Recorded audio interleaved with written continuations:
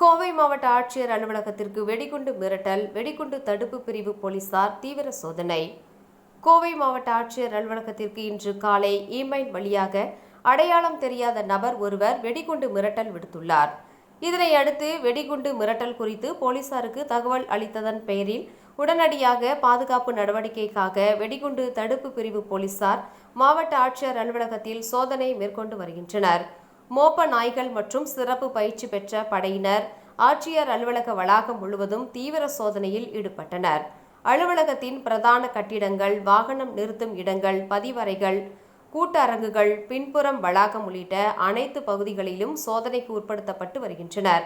தற்போது அந்த மிரட்டல் உண்மையா அல்லது தவறான தகவலா என்பது குறித்தும் விசாரணை நடைபெற்று வருகிறது. இமெயில் அனுப்பிய நபரை கண்டறிவதற்காக சைபர் குற்றப்பிரிவு போலீசாரும் தீவிரமாக செயல்பட்டு வருகின்றனர்.